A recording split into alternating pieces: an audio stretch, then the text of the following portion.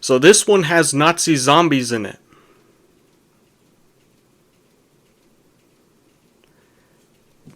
I thought it'd be worse. Now, by all accounts, a movie with Nazi zombies should be a terrible movie. In fact, it'd be an absolute blemish of a movie. But somehow Overlord just overcomes all those odds and makes one of the most goofy movies I've seen in recent years, and somehow doesn't make it terrible. It's like the Evil Dead movies, but set in like in the 40s where World War II is going on. It's honestly spectacular, the fact that this movie even got made in modern times. This is a certified cult classic to me. In fact, I'd go so far as to say it's it's an all-time classic at this point. The movie hasn't been out for very long. The movie released back in 2018. Honestly, it feels like a fever dream. But it still is just impressive this movie just released to the public. And, it's out there. It's there's just a lot to unpack here, so let's just get into it. Now, this movie comes in strong, guns blazing, quite literally guns blazing, with the D-Day battle. This is spectacular. This is a great way to begin the movie. And I mean, really, the first 45 minutes just delivers like this awesome kind of Saving Private Ryan style Hacksaw Ridge horrors of war type of war drama in a way. I mean, it's almost like Inglourious Bastards meets Saving Private Ryan and Hacksaw Ridge combined. Just in terms of being that brutal, but also just displaying, like, none of it is accurate. I'm just gonna say that. Like, I know a lot of historians are poking holes into this, going like, well, this and that. Quite frankly, I don't care about historical accuracy, especially in a movie where Nazis become zombies. I cannot stress that enough, and I'll get more into it. Just bear with me here. But, that does not matter to me. The one thing that stays real in these entire 45 minutes is the atmosphere. You get just the feeling of war. Just like the suspense, the horror, the everything. Just absolutely scary. It just portrays war in such a way that I think a lot of war movies do. But this movie does it well, especially considering the context of the film. But the first 45 minutes is just pure, nightmare fuel in terms of, delivering the horrors of war, and that feels fairly accurate to me. Historians who are somehow watching my channel, correct me if I'm wrong, but it feels accurate to me in terms of, how people are feeling. But believe me, once those 45 minutes are up, you just get the most bonkers, over-the-top B-movie horror story that just unfolds before your eyes during the last half of this movie. And believe me, this ranges from just absolutely goofy and also horrifying. But it still maintains a goofy level despite, I feel like, it takes itself too seriously. Now, I know that may sound like blasphemy and a sin, but to be fair, I feel like this movie delivers on the goods. Don't get me wrong. I really like this movie. But I feel like the main issue I have with this movie is it takes itself too seriously. I'm glad that they don't go too self-aware and make constant jokes about it to the point where it just kind of lowers the impact. I'm glad they go at least somewhat serious. But at times I'm feeling like, okay, like, this movie gets very graphic, very gory. I mean, at one point, there's a detached head that's like speaking, and I mean, you see basically the entire like skeletal system of this decapitated head, essentially. I mean, you just get the most gnarly of gore in this movie. I mean, you get a head, freaking bashed in, you get, burnt corpses, you get, dead bodies somehow being stabbed with these syringes that just look absolutely, in my opinion, just horrific. I mean, one of the characters that's a doctor, I get it. I've studied medicine. I've given people shots before, so I get it. Make sure the fluid doesn't squirt out of the needle, and that tends to happen. But I mean, this scientist at one point, he's using the needle, and it does the comical squirting out of the frickin' needle tube, whatever the frick that's called. I can't remember my medical terminology at the moment. And it's kind of goofy. Like, it's horrific, but it's also goofy. So, you get those subtle kind of goofy moments. Even the lines in this movie are just goofy. And just to prove my point, near the end of the movie, I'm not going to spoil too much of it, because I want people to watch this. I mean, this movie deserves a lot of attention, because it is really well made. But one of the lines that I can remember at the end, or close to the end, I should say, during the final battle, is at one point, one of the characters that's just absolutely zonked up on one of the, syringes. Obviously, I refer to it as like zombie, mutagen. It's not a zombie serum, but it does essentially just heal, someone like that's been injured, and this character, got his, cheek blown off. Yeah, I mean, his cheek is it's just a hole exposing all types of, like, meat and flesh, and it's, like, slowly healing, but he's fighting one of the other characters, and one of the lines he says is, "What's behind those walls? Me." And this is referring back to one of the earlier scenes in the movie, and I just couldn't help but laugh and giggle, because that's goofy. I mean, the movie's just goofy.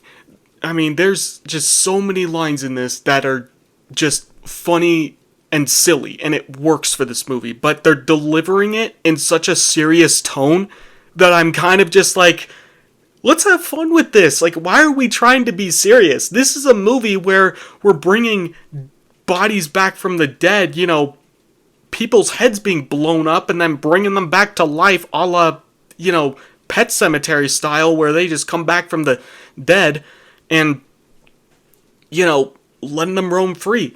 And I mean, that's essentially the plan of this movie, is they find this tar, and they find this tar, and it's not explained. You literally just see the black tar just kind of bubbling, and it looks freaking disgusting, and that's it. And then it's like mixed into like this red kind of goo, and they put it in that syringe that I've been telling you about.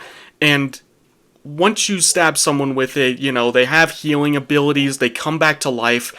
People say it doesn't count as zombies, but believe me, they bring a bunch of dead bodies back in this movie. You see those dead bodies running around, and I mean, they're running around. I mean, one of them has like a missing limb with the freaking bone exposed. So if that doesn't count towards a zombie, I don't know what does. One of the other goofy moments in this movie is one of the characters that, spoiler alert, I'm not going to say who, dies, just gets absolutely obliterated. And it is a somewhat emotional scene because, real life soldiers did go through that. So you kind of get that, sad feeling in your body. But then they zoom in on the syringe.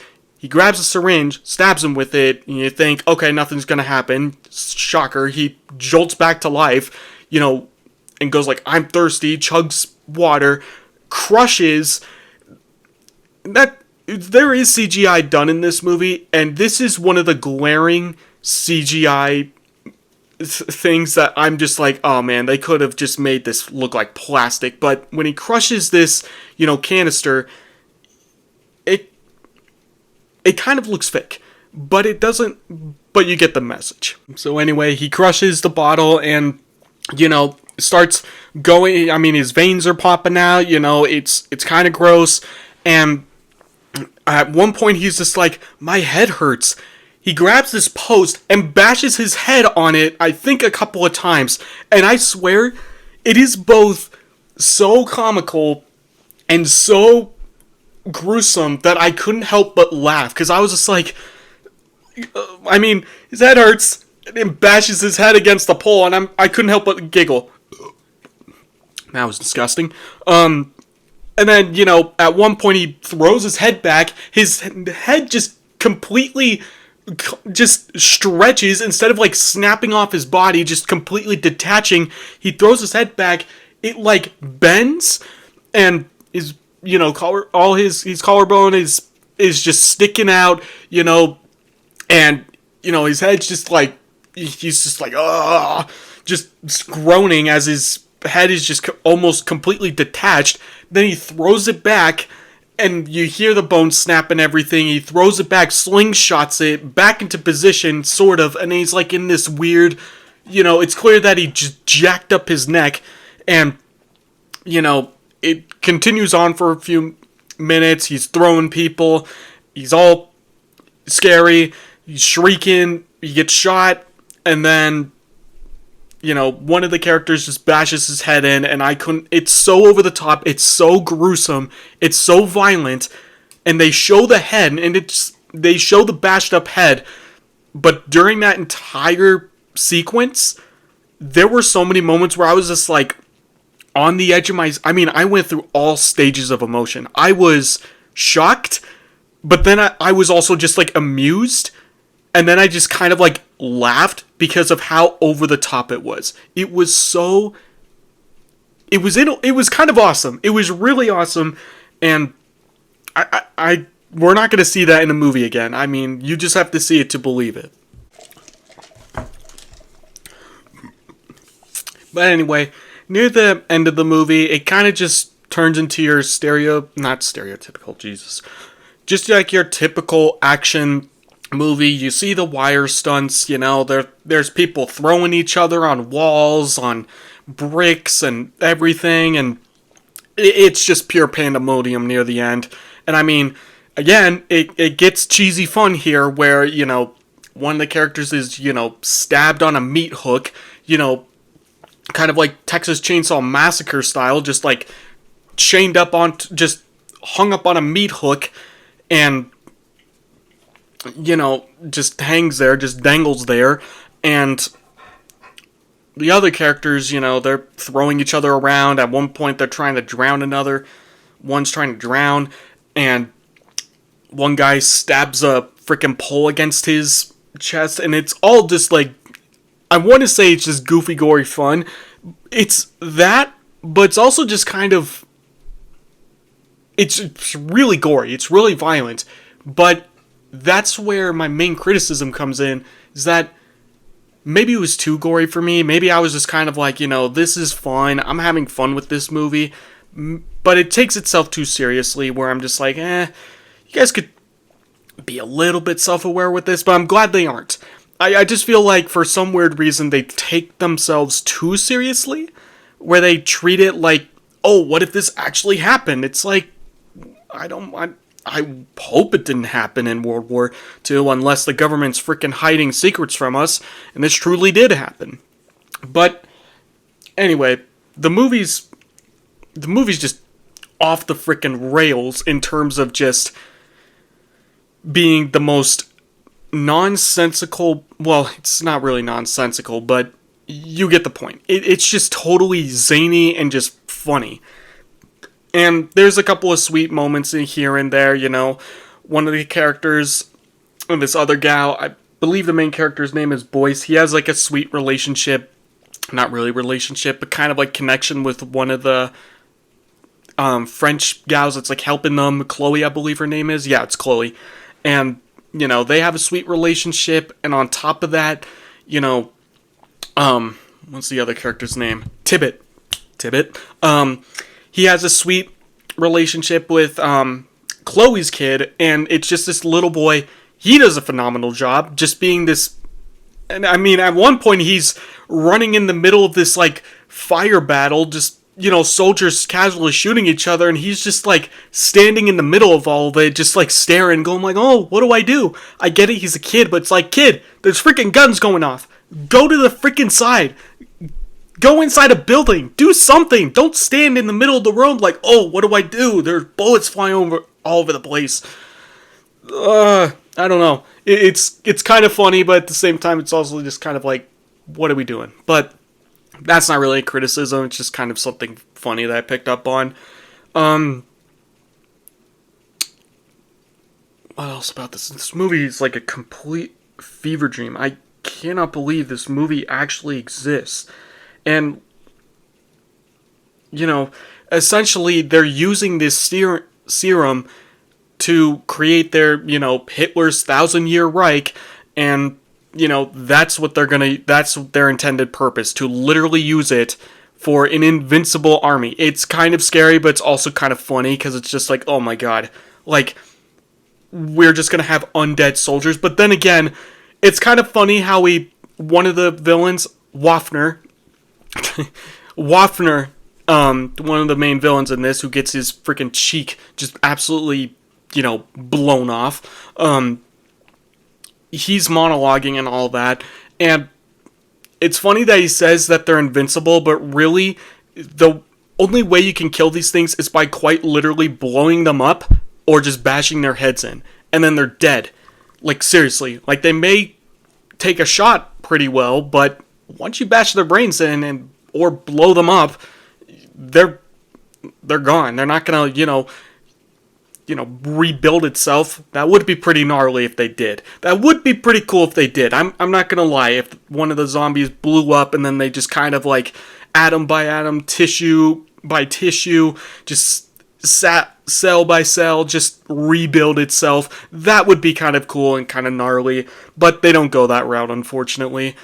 Again, first 45 minutes, it's just a really cool, not cool because some of it is kind of horrific, but really kind of unique take on like World War II, kind of like your typical, you feel like it's just going to be like your war film. But then after that, once they get into that church, bets are all off. Then it just takes a complete 180 into, let's just throw in Nazi zombies in there. And you're just like, sure, why not? Let's do it. Why not? And I love it. I love it. It's a really fun movie. I really recommend it. I know I've been talking a lot of smack over most of the movies I've been watching, but I figured I'd talk a little bit of positive on one of the movies. Again, I'm not going to be super positive with this one. I know I've been mostly praising it, but again, I have my issues with it. But it is ultimately just like your fun movie that's not going to win any rewards. It's not going to win anyone over. There's a lot of stupid moments in it. There's a lot of conveniences, all that. But you know what? That's the joy of film. Just suspend your disbelief and watch the madness unfold. And you're going to have a good time, I guarantee it. See ya.